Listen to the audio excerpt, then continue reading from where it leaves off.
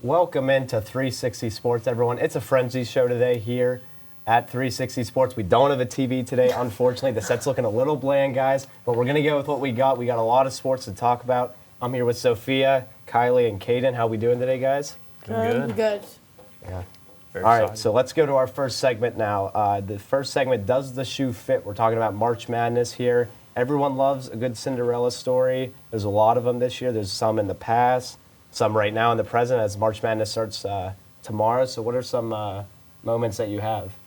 Well, my favorite would have been St. Petersburg appearance in the 2022 March Madness tournament because their performance is really what got me into watching March Madness, and I didn't really get into it before that. And then I heard a team from Jersey City was doing really well, and they beat Kentucky, the number 2 seed, in the first round. Then they beat Murray State, the number 7 seed, in the second round to get them to the Sweet 16, where they beat Purdue. Which this is just like devastating loss to these teams that were really supposed to sweep the tournament and come through and beat all these underdog teams. But they were the number 15th seed to do that, and still they're the third 15th seed to ever advance to the Sweet 16, and then they were the first team that's the 15th seed to ever go to the Elite 8. Yeah. So the fact that it even got that far, I still think it's 2024 now, so this is 2 years ago, but I still think that this is one of the most incredible Cinderella stories and I don't know if a team this year could really beat this, but I hope so, because those are I feel like the most interesting to watch. Yeah. So I went with one from this year, a team this year, North Carolina State, and they had a pretty mediocre regular season. 22-14 is how they finished, but they are on a 5-game win streak, and in the ACC championship, they beat Louisville, Syracuse, Duke, Virginia, and North Carolina to win the whole tourney, which to me is very impressive. Beating Duke and North Carolina in the same tourney, that's really impressive to me, and they're led by 2 DJs. So one is named DJ Burns. Absolute unit. This guy's 6'9", 275 pounds. Okay, Aaron Donald is 6'1", 280. So imagine Aaron Donald next to DJ Burns. Ridiculous. He averages 12, 4, and 2. So not crazy stats, but his impact is felt in the paint. He roams around. Guys don't try him. Goes down on block, on offense. Goes to work. He has actual really good vision for a big man. It's really impressive to watch. And then the second DJ is DJ Horn. Crazy bag, scores at all 3 levels, averages 17 a game this season, shoots 41% from 3, which to me matters a lot for guards. I want my guards to be able to shoot, create their own shot from beyond the perimeter. Dropped 29 on UNC in the ACC championship in their own house. I think that they can make some noise. They got to get past Texas Tech in the first round, though. Yeah, I like that one. That's just a different pick that I feel like you don't hear a lot about them. One of my favorites was 2018 Loyola. They got stopped in the Final Four by Michigan, but I vividly remember that year because I started really getting into the March Madness about 2 years before when Villanova won. And they won again in 2018, but still, it's so bad, but I just remember their nun was at every single game, and that's Sister what. Jean. Yes. Sister Jean. Yeah, Oh my God. She was an icon. That was their big thing that year, but at the same time, it was so cool to watch a smaller school do that. And alongside that, I just put in Steph Curry's 2008 run to the Elite 8 with Davidson. Yep. I love his basketball story simply for the fact that he wasn't one of these guys that goes to Duke for a year and then enters the draft.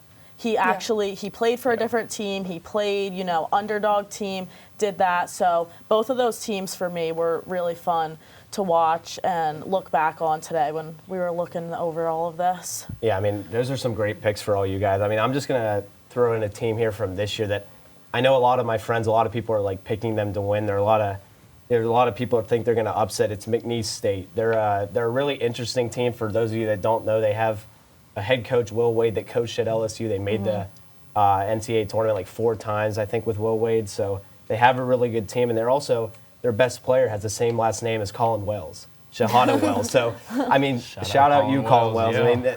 Listen, they have one of the best deep teams right now, and I think, like you said, St. Peter's is also back in the tournament this year. So I would love for them to go round 2. Yeah, they just got a really good team. So. Let's go to our next segment here, guys. We're going to go to the NFL. Obviously, there's a lot that happened in free agency last week. All the big names are kind of off the board. Saquon Barkley, Derrick Henry, all the big running backs have moved. So what do you guys think about the moves this offseason? What grades would you give some of the teams? I am obsessed with this free agency, and I literally have been like refreshing my ESPN updates every single day. This is like one of the most interesting and crazy like free agencies that I think I've witnessed since I got into sports. But I have like a lot of favorite moves. It was a lot for me to narrow down like what I wanted to highlight. Tyron Smith to the Jets.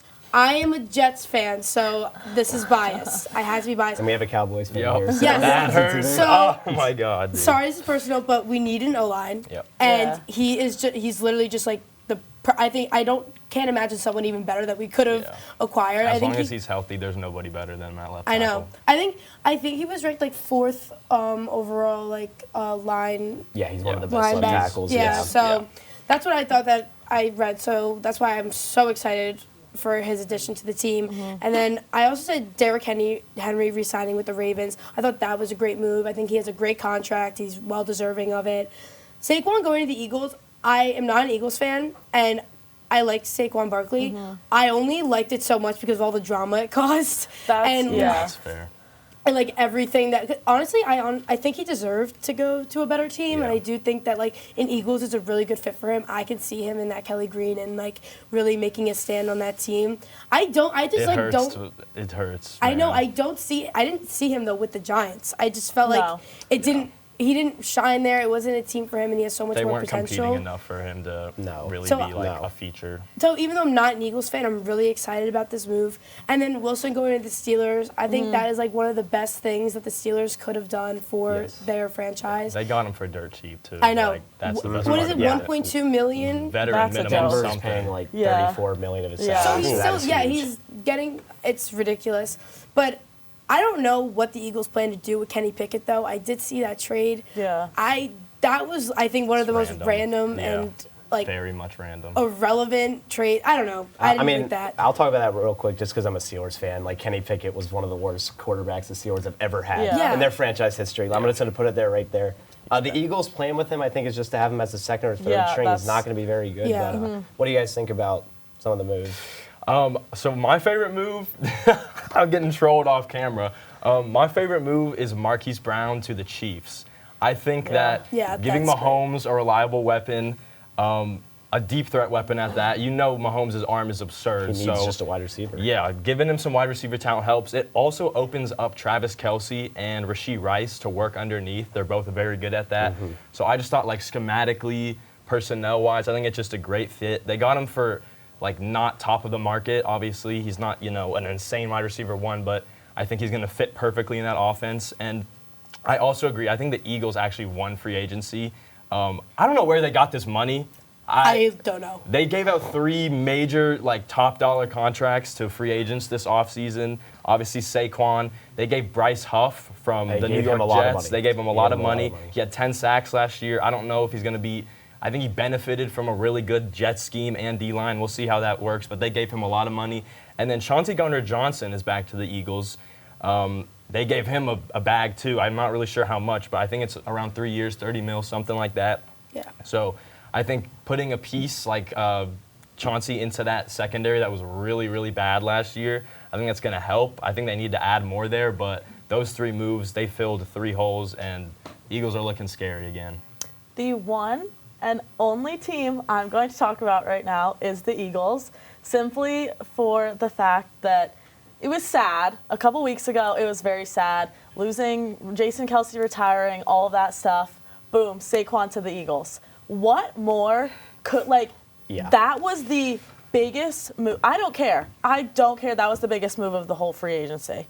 That caused so much controversy over one person going to one team. Yeah. I know. And so then the guy said knew, he's dead to him. They I knew love Tiki that. Barber, this is going to be a problem now. They know he's going to be a problem there. Yeah. Because although the Eagles might not have done as well as everyone, like personally myself, wanted them to do last year, he's coming in here. He's been waiting to come here. No. Every interview you watch, what his kids have been saying in all of his press conferences, they have been waiting to come here, and he's finally here. And I could not be more excited. I am ecstatic about this simply because this is exactly what the Eagles needed. And with him coming in with all this excitement built up, I cannot wait for this football season.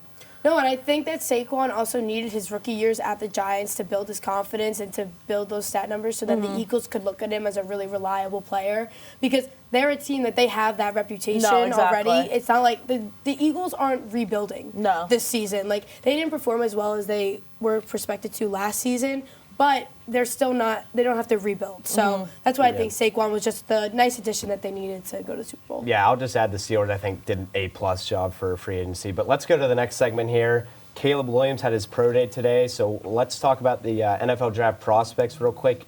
Who are your guys' favorite Penn State? And, I mean, we're going to do an overall one as well. Penn State prospect and overall prospect here, so I think Kylie's pick is first. Yes, so I had a regular pick from a regular team, and then I did a Penn State pick as well. But my straight-up pick is going to be Jaden Daniels first. He is currently ranked at number 6. He did look like he was kind of moving not in the most positive direction as far as picks go. This is not the first time I have brought him up whenever we've talked about football or anything like that. This is a tall, lean, accurate, quick quarterback. You want to... J.J. McCarthy, everyone wants to be all about him. 26th, 27th. Like, that's my whole point. He has just changed his game so much and really come out of the woodwork and worked hard to be where he is right now. And I cannot wait to see where he goes, because there are teams right now in the NFL that need him. And he is I am so excited, because he's also he's a runner type of QB, which is my favorite type of QB, but the one thing I will say is he needs to protect himself a little bit better, but, you know, that comes with time. That comes with that NFL training. I cannot wait to see where he goes. He has all the tools. He kind of reminds me of Anthony Richardson coming out of Florida. Yeah, just like a little bit of potential. And, I mean, Chop as well. Everyone here, like, no one's not excited to see where Chop goes. Yeah, exactly. He's looking at a 24th spot right now. Power, agility, he's good at disrupting his competition, and that's what is his strong suit. Such an explosive player, and as a Penn State fan, I obviously can't wait to see where he goes. Yeah, I agree. Cadyn, you're up next. I took a different approach. So I did an older prospect in Saquon and CD, because coming out of college, I think those are two of some of the most electric offensive weapons we've seen in college football. Obviously, Saquon here at Penn State, insane. Like, the highlight reel is ridiculous. And then CeeDee Lamb in that 2020 draft, obviously Cowboys fan here, we did not expect to get him. We were sitting at 17. He was supposed to go top 10. He was wide receiver 1 consensus. And he just, like, fell. He fell. Jerry Jeudy, and Henry Ruggs both got taken before him, who were not nearly as complete of players as him. And then all of a sudden, I'm sitting on my couch, Cowboys are on the clock, CeeDee Lamb's available, and here we are with a arguably top 3, top 5 wide receiver in the NFL. Easily one of my favorite prospects coming out of college. And then also Olu. I feel like Olu is kind of getting a little disrespect right now. He is. He's probably the best raw, like, pass protector in this draft. I know there's Joe Alt from Notre Dame. But I think what's dinging him a little bit is Penn State had a lot of blowouts this year, blowout victories over worse competitions, and they took Olu out. So, you know, snaps against, you know, Delaware can only get you so far in the pre-draft process. And then he kind of struggled against Ohio State. JT Tuimoloau, I believe is how you say it. He kind of took him to the woodshed a little bit on a couple reps. And I think that's kind of, you know, he's also banged up at his pro day. Or at the combine, he got a little banged up, a leg injury. But if he were to fall, I would really love to see him on a team like the Rams, maybe, with a franchise quarterback, a great scheme. Just get him into the NFL, let him pass protect, help him out in the run game, and he's going to be a star. He's going to, for years. He has all the tools. Yeah, I mean, those are three really good picks. I mean, there's just a lot of raw talent on that board, right? Sophia, you're next here for your picks. Yeah, so for my overall, I was looking at Rome Odunze. He is someone that, since the Combine, I have been the most interested to see where he's going to go. He's even talking about being above Marvin Harrison Jr. in the wide receiver pool, and who's going to get drafted first. Like, now some analysts and people really don't know who's going to go first because of how well Rome performed at the Combine. He had great acceleration, smooth transitions, and he was like a true independent and driven player at that Combine. He proved that, like, if he didn't perform the way he wanted to, he was going to go back and do it again. He stayed there Yes. until he got a 6.6. I think it was the 3-cone drill. Yes. And he stayed there until he that got cone it. kept falling, and then he kept going back because he wasn't satisfied until it was literal perfection. And I think that turned a lot of coaches' heads to see what he could really do. And he had a great season with Washington. He put up those numbers, but the combine really set him over. And I think it comes to show how much the combine can do for you. If you're like, you're talked about, you're known, you're popular, but you go there and you give out everything you want, they're looking for that individual player. He's just showcased his skills and that competitive attitude so much that, I don't know, I hope he's one of the first wide receivers drafted. I hope he is the first one drafted over Marvin Harrison Jr. because I haven't heard much about Marvin Harrison this combine. Yeah. I think he's still prospected to be like the third overall pick. Yeah, and he's still top 5. But now it's just I think it's so expected for him to go to the Arizona Cardinals that people kind of just stop talking about him because the controversy isn't there. But I don't know. I really hope that Rome gets the recognition and the team that he deserves because he's going to be a first-year starter. I truly believe. Yeah, 100%. Yeah, he should Plug be. and play guy. Yeah. He's also got a really cool name. Rome. Yes. I mean, that's Rome, top 5 in my book. That's a great name. All right, I'll go to my picks real quick here. I had for my picks, I had Micah Parsons at first. He was one of the best, like pure linebackers to ever come out of Penn State in terms of the combine. He actually skipped a year to work on his body, and also John Ross. I know my friend Peyton's watching right now. John Ross had the most hype around his 40 time going into the NFL draft. He was drafted so high in the draft. He went to the Bengals, produced nothing at all in the NFL, but as a prospect, we're talking about prospects here, John Ross was one of the best. So, I mean, I think that's one of the best prospects I remember. Yeah. I always say that don't let the combine sway you so much. The combine and the film should go together, and that's what you see as a prospect. Don't let a prospect not really have much on tape and then convince you with like a 4.25 and be elite. That's not how it works, and we saw that in John Ross. Yeah. All right, so let's go to our next segment here. The National Women's Soccer League is starting their play here, and there are some Penn Staters among the bunch, including Peyton Linehan, Ellie Wheeler, Corey Dyke. I hope I'm saying all these names right. Catherine Assman. Those are the ones that were drafted this year, so some quick thoughts on that. Kylie, I'll go to you. I'm so excited about this just because we've touched on this a couple times before about there's actually 5 of them that ended up getting drafted. One of the goalkeepers got drafted late, but these were the 4 main ones. So over the weekend, obviously, if you haven't seen it, Brittany Mahomes and Patrick Mahomes have built the first NWSL-only women's soccer stadium, and Ellie Wheeler went to Kansas City. Watching her play here was absolutely amazing to me. She plays in a midfield position, I'm pretty sure, which is what I played. So watching her play was just everything to me while she was here. Not only did she have her first cap this weekend, but she also had her first goal. It was the most beautiful goal. A young player, your first game, you score a goal in your first game. Her speed and knowledge of the game is going to take her so far. I already know it. And then they ended up actually beating the Portland Thorns 5-4 in a brand new stadium. Absolutely insane. Obviously so good for the Mahomes and also so good for Kansas City and the NWSL in total. Yeah, I mean, it's great to see like all the Penn Staters going from women's side. They have a great program. They won a national title, I think, 8 years ago, 7 or 8 years ago. So they have a great program. All right, let's go to our next segment here. We each had a pick here for this one. Your guys' best underdog. Kylie, you're up first. What is your best underdog of all time? Okay, so this is 2007. At this time, I was just about to turn 4, so I don't actually remember watching this, but this is just something that my family and I have always talked about, and it's always brought up usually around that time of year. So this was the Appalachian State-Michigan game at the Big House, mind you. Michigan was ranked 5th at the time, and they were projected to win Big Ten and the national championship that year. Just talks about it. So Appalachian State came in as an IAA team, still Division I, but nowhere in those rankings. And they ended up beating Michigan 34-32 after blocking a field goal. So then Michigan went on to be 9-4 that year and ended up being 19 in the Coaches Bowl after that year. So as being at Penn State, never have I ever liked Michigan even before coming here. Yeah. This game to me is just insane. How can you not love this? How can you not talk about this? I mean, imagine being there. That would have been awesome.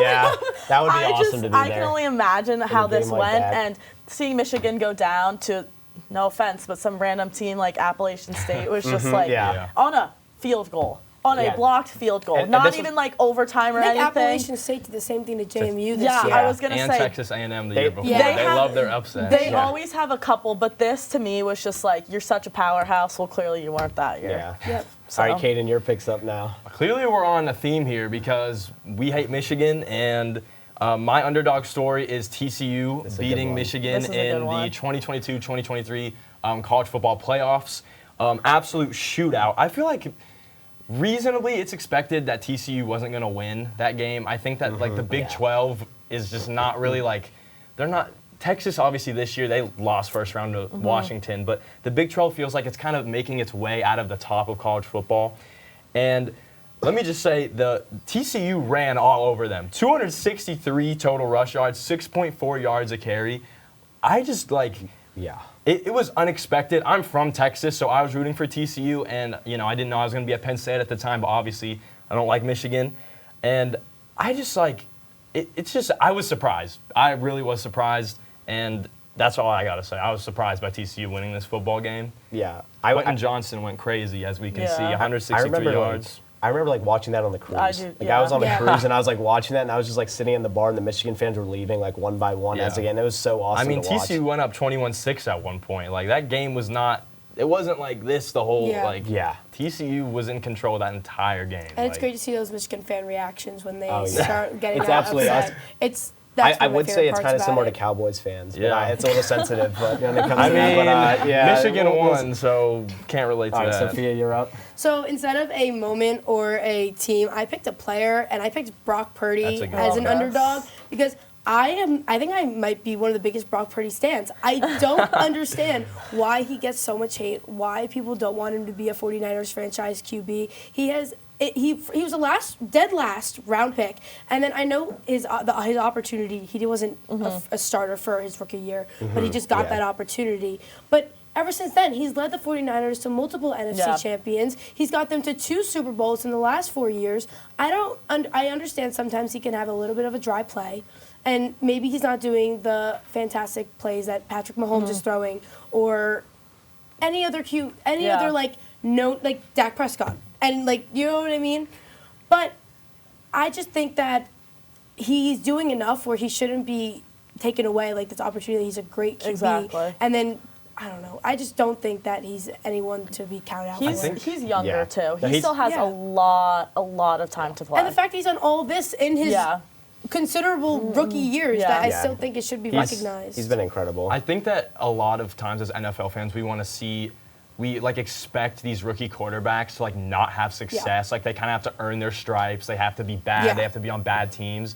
And so I think what the media has kind of done, like pushing him to the front, without him having to struggle at all, Yeah. he got into a situation, Debo, Trent Williams, George Kittle, you know, all these weapons, Brandon Ayuk, a great defense, and they're having success right out of the gate, and he kind of just does his own thing. Yeah. I feel like that's kind of tainted in a way, Yeah. the way that like not necessarily the media, but us as NFL fans look at him. No, I completely agree. And I also think people need to understand, though, that any QB in his position would use their team to their advantage 100%. and have You that can't blame him for having that. that chemistry with George Kittle and with that team is something that not everyone could have. No, exactly. Not anyone could just walk in on the last pick. And We saw Trey Lance, that didn't work Yeah, out. there's been a lot of great stories, underdog stories in football, but I'm gonna go to basketball. It is March, guys. I mean, we're talking about March Madness a lot in this show. We talked about it at the beginning. I'm gonna talk about 40 years ago, not Ralph Sampson, but NC State with the game-winning shot against Houston. Houston had one of the best teams of all time. They had Hakeem Olajuwon, they had Clyde Drexler.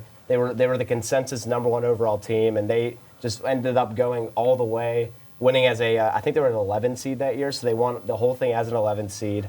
I just think they were one of the best underdog stories of all time, one of the great teams of all time. I mean, in general, there's one of the best. So That's a yeah, good it's my one. pick. Yeah, I think it was all right. I mean, it's March, so we're gonna. You had Yeah, 3 football, you're so in we'll the go season. to You're we'll in go the to season. I basketball. So understand. let's go to our final segment here. We have the baseball Blues are over finally, and I mean they're playing again. The MLB Soul Series just started. Padres Dodgers. Some quick thoughts on that about the game last night. I mean, I personally didn't tune in, but I think that baseball season is here. We're ready. We're excited, and that's that.